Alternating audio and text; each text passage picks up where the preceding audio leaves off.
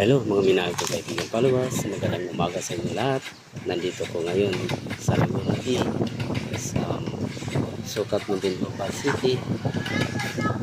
Ay gagawa muna kami ng maliit na bahay para namin may mga tambayan.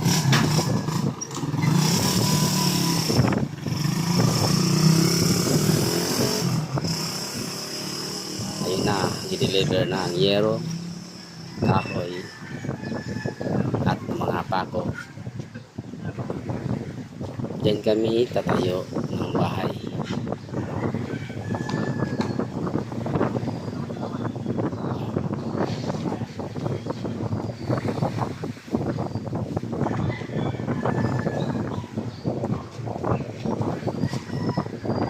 Pinapasa na para iyatin.